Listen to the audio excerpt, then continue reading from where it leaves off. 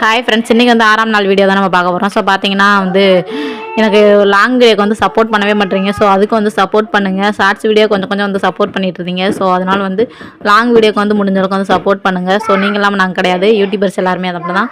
சரின்னு சொல்லிட்டு வந்து பார்த்திங்கன்னா வீடியோ வந்து பார்க்கலாம். ஸோ பார்த்தீங்கன்னா என் தம்பி வந்து இன்றைக்கி வந்து காய்கறி எல்லாமே அந்த அவன் தான் வந்து வெட்டி கொடுத்தோன்னா சரின்னு சொல்லிட்டு வீட்டில் இருந்தானே வேலைகள்னு சொல்லிட்டு ஸோ நானே வந்து இப்போ பீட்ரூட்லேருந்து எல்லாமே வந்து அவன் தான் சீவி கொடுக்குற காயெல்லாம் வெட்டி கொடுத்ததுக்கப்புறம் சரின்னு சொல்லிட்டு எல்லாத்தையும் வந்து எங்கள் அம்மா வந்து சமையல் பண்ணிகிட்டு இருக்காங்க. சமையல் பண்ணிட்டு இருக்கும்போது சரின்னு சொல்லிட்டு நான் வந்து வீடியோ எடுப்பேன்னு சொல்லிட்டு சரி சமையல் நடந்துட்டுருக்கேன். ஸோ அதே வந்து கிளிப் வீடியோ எடுத்துகிட்டு என் மகன் வந்து ஒரு பக்கம் நான் தான் வந்து திறந்து காமிப்பேன் சாப்பாடுன்னு சொல்லிட்டு திறந்து காமிச்சிட்டு இருந்தேன்.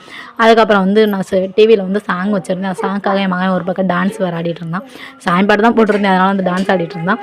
சரின்னு சொல்லிட்டு என் தம்பி வந்து விளக்கேற்றணும் சாமி முடிப்பாருன்னு சொல்லுவோம். எங்கள் அம்மா டக்குன்னு வந்து அப்பளத்தெல்லாம் பொறிச்சிட்டு வந்து இங்கே வந்து விளக்கேற்றிட்டு இருக்கும்போது பார்த்தீங்கன்னா பூவை வந்து காணுங்க.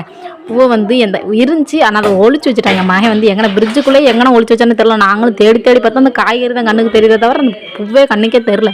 கடைசி பார்த்திங்கன்னா ரோஸ் எல்லாம் இருந்துச்சு. அந்த ரோஸை வச்சு தான் என் தம்பி வந்து சாமிக்கு வந்து போட்டு வந்து சாமி கும்பிட்டான்.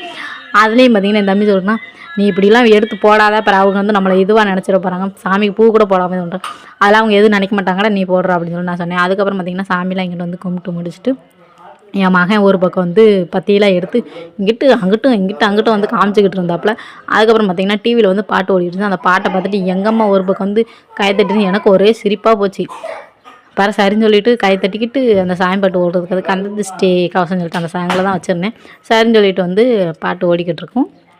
அப்புறம் சாமி நாங்கள் எல்லாருமே வந்து சாமிலாம் கும்பிட்டோம்.